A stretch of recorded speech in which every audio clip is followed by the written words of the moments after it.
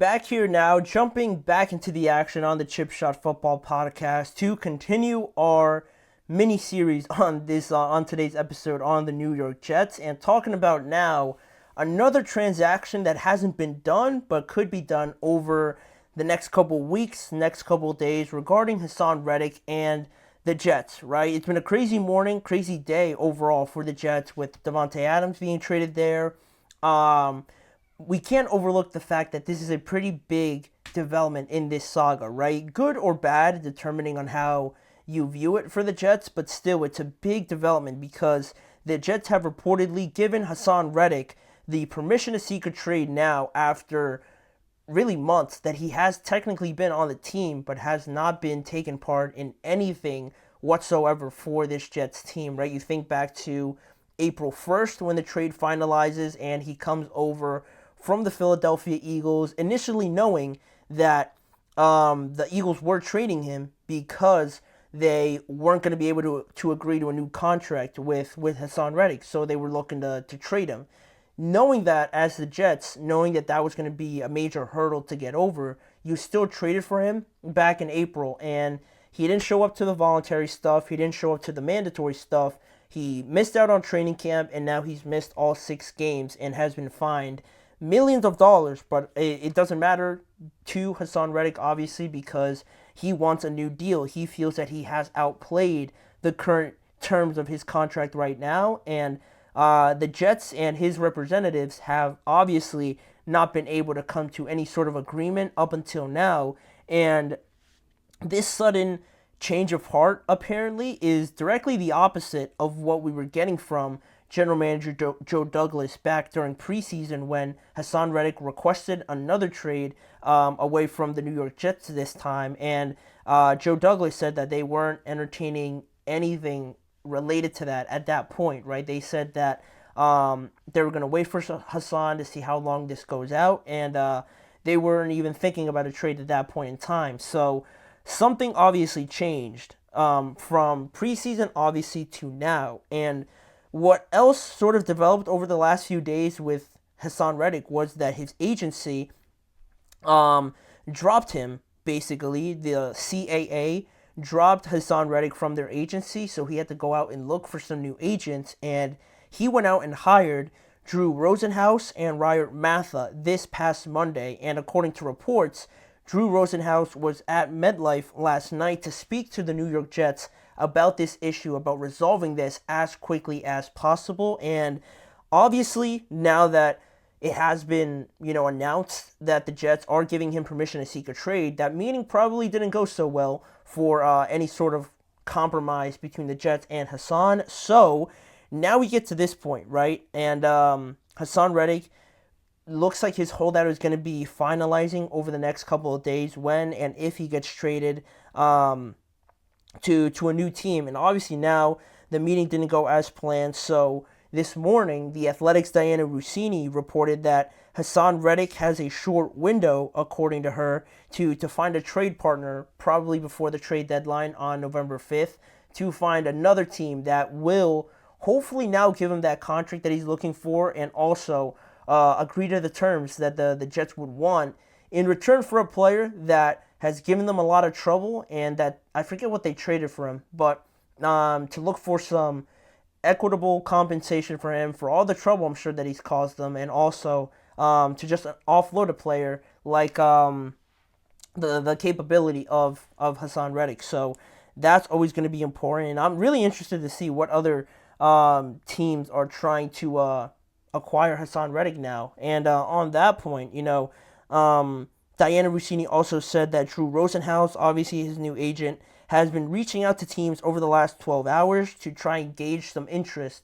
to see who would really be willing to trade with the Jets right now and acquire Haason Reddick. And a quick pause in this segment, the Texans reportedly are trading running back Cam Akers back to the Minnesota Vikings, swapping late round picks. So that news just came in.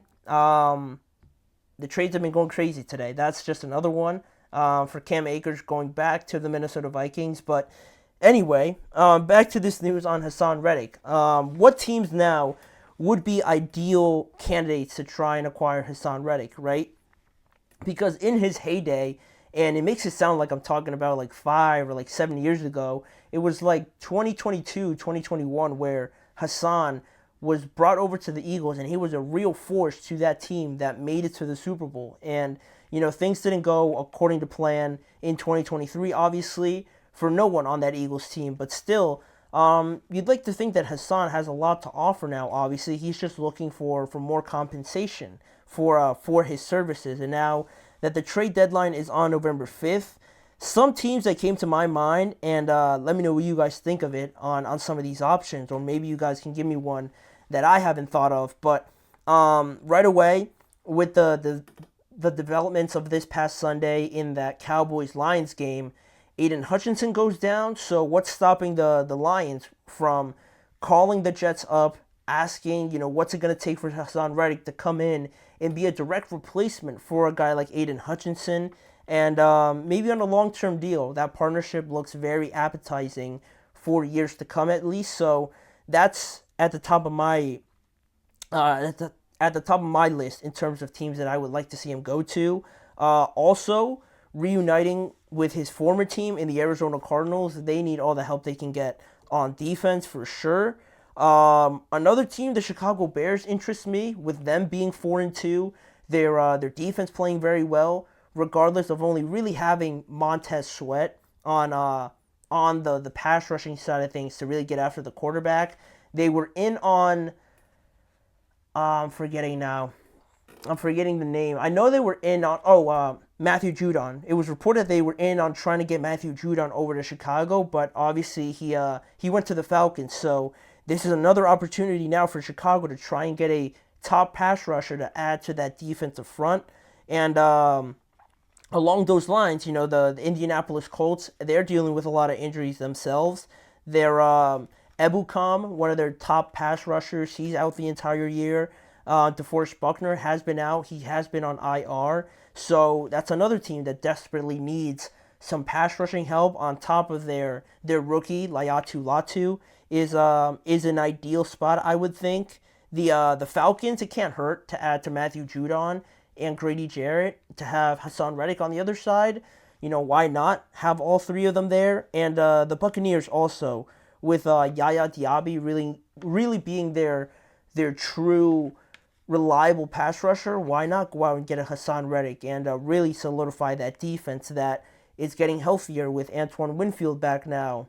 You saw the immediate impact he made this past weekend. I think he returned a fumble like 50 yards or something like that. So that's something. Kalijah Cansey's coming back for them. Vita Vea is an absolute menace for them.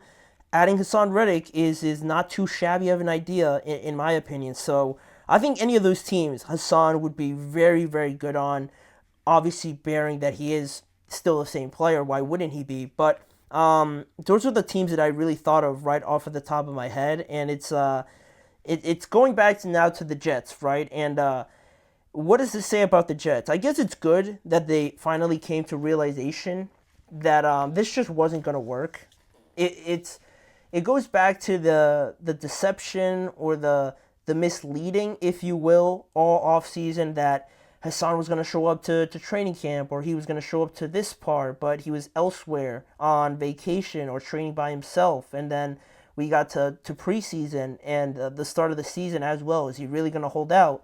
He did. He followed through with that. And I just felt like dragging on all offseason, and once we got to the preseason, I'm pretty sure I said by the preseason or by the start of the season that if he wasn't there, I would have given him permission to seek a trade at the beginning of the season. I wouldn't have even held out for too much longer. And of course, the injury to Jermaine Johnson was a big issue that they would have liked to have Haason Reddick there to kind of replenish that, but still, he was holding out, and it didn't look like it was going to get any better. So now it's good that they have come to this realization, but I don't like it, again, that it adds to the sporadicness, the suddenness, the impulsiveness of the Jets recently, right? There's a lot of moving parts surrounding this team. They're trying to clear out some of the players that they don't want in Haason and Mike Williams now, apparently, and they're bringing in Davante Adams now. They're changing coaches here or there. And it just feels like it's all too much to kind of keep track of. And I don't know how you focus all that in now to just trying to play football and getting wins against other teams that have obviously, for some of the better teams, been winning for a couple weeks now. And for you to come in with all these new changes, it feels like it's a lot, at least in my estimation of this situation. So it's not like I don't believe in them. You know, they're too talented not to. Almost the same thing with the Eagles. But it just feels like with this team now, the expectations are there, so you can kind of justify these moves. But how it all looks come December or January, where they could very much implode on themselves if they aren't winning, if they are still around 500, and say they miss the playoffs, all these moves we're going to look back on and realize that it was just too much. And that's kind of the prediction I'm giving out for a worst case scenario. But it is justifiable a little bit, just based on the idea that you lay in the bed you made, right? This is the bed that they've made for themselves, so why not go out and try and do your best to make it all work out? And if it doesn't, it's going to look bad, but at least you tried to make it all work out. So now I guess is the fun part, where we have to just wait and see how this all plays out. And it's going to start this upcoming Sunday night when they play the Pittsburgh Steelers. Obviously still with no Haason Reddick, but Devontae Adams should play, I'm assuming. But this is the last of the updates I'll give on the New York Jets in terms of transactions to and away from their team. And moving on to the next segment now, we're going to recap one more game that we had over the weekend that I had to talk about, being the Eagles and the Cleveland Browns. The Eagles got a win, but it was the actions by their head coach Nick Sirianni, their play on the field, that has still left a